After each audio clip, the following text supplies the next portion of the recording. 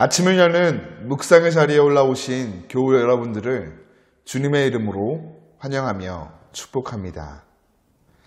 엔게디 광야 요새로 들어간 다윗, 그리고 블레셋 사람들을 추격하다가 막 돌아온 사울.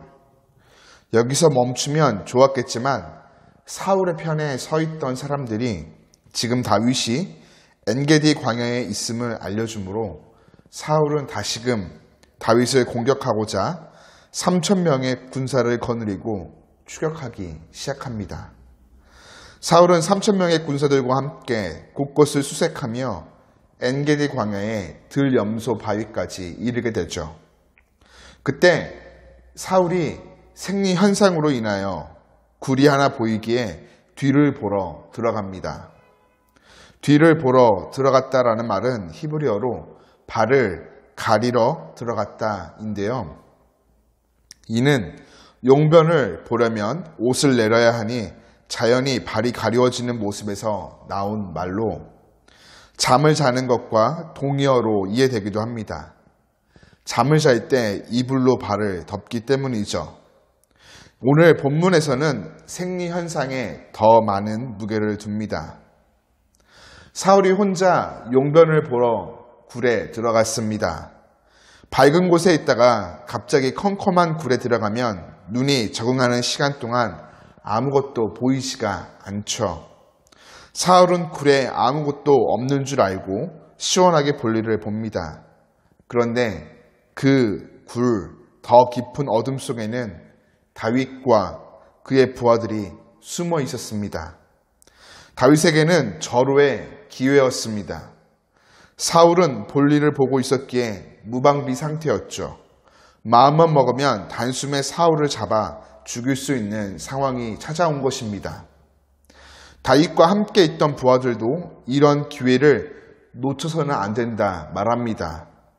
이러함은 사울을 죽이면 사울을 피해 다니는 도피 생활이 끝나게 되어지고 다윗이 공식적으로 왕이 될 수 있는 기회가 찾아오기 때문입니다.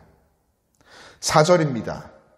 다윗의 사람들이 이르되 보소서 여호와께서 당신에게 이르시기를 내가 원수를 내 손에 넘기리니 내 생각에 좋은 대로 그에게 행하라 하시더니 이것이 그날이니이다 하니. 주변 부하들의 요청 앞에 다윗은 이렇게 말합니다. 다윗이 일어나서 사울의 겉옷자락을 가만히 베니라. 다윗은 사울의 옷자락을 베기만 합니다. 그러면서 내가 손을 들어 여호와의 기름 부음을 받은 내 주를 치는 것은 여호와께서 금하시는 것이니 그는 여호와의 기름 부음을 받은 자가 됨이니라 고백하죠. 나아가 다윗은 그 누구도 사울을 해치지 못하게 명령합니다. 그리고 사울은 이 모든 사실을 알지 못한 채 유유히 그 굴을 빠져나가게 되죠.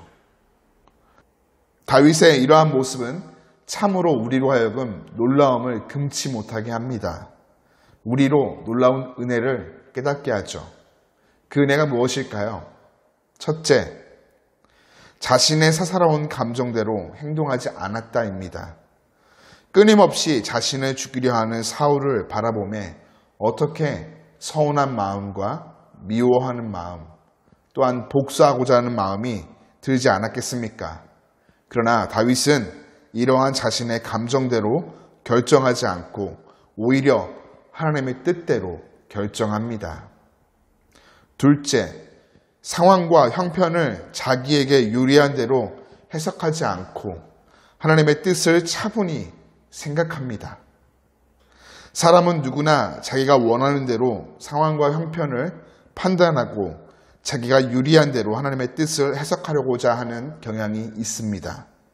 그리고 주변에서 들려오는 다수의 의견에 흔들려 따라가기도 하죠. 그러나 다윗은 그렇게 행동하지 않고 정말 하나님의 뜻이 무엇인지 심사숙고합니다. 그리고 이를 통해 죄를 짓지 않게 되죠. 셋째, 자신의 운명이 사람이 아닌 하나님께 달려있음을 진실로 신뢰하며 하나님의 뜻을 따름에 우선순위를 둡니다. 만일 다윗이 자신의 목숨을 가장 중요시 생각하며 자신의 삶을 자신이 이끌어간다 생각했다면 동굴에서 그가 가장 먼저 보일 행동은 사울을 죽이는 것이었을 것입니다. 사울을 죽이는데 전혀 주저함이 없었겠죠. 그러나 다윗은 자신의 삶을 하나님께서 이끌어 가심을 신뢰하며 모든 것을 갚아주실 것을 믿었기에 하나님의 뜻에 우선순위를 두고 따릅니다. 그렇습니다. 다윗이 끝까지 하나님 손안에서 다듬어지며 그 뜻을 따르는 모습으로 나아갔기에 그는 훗날 하나님께서 원하시는 귀한 왕이 될 수 있었습니다. 다윗은 결과보다 과정을 중요하게 여겼고 눈에 보이는 상황보다 모든 상황을 이끌어 가시는 하나님을 바라보며 시선을 고정하였습니다. 오늘 우리도 이와 같기를 소원합니다. 하나님께서 우리 편에 서기를 바라기 이전에 먼저 우리가 하나님 편에 서 있기를, 주어지는 상황 속에서 선택함에 주변의 소리나 나의 감정이 아닌 심사숙고 가운데 주님의 뜻을 찾고 그 뜻 앞에 기꺼이 기쁨으로 순종하며 나아가기를 결단하는 것이죠. 오늘도 주어진 삶의 모든 자리 가운데서 우리의 영적인 귀가 하나님의 음성 가운데 고정되어지고 우리의 눈이 하나님의 일하시는 손길 가운데 고정되어지며 우리의 마음이 하나님이 원하시고 기뻐하시는 그 뜻 가운데 순종하며 나아가는 모든 삶 되기를 간절히 축복합니다.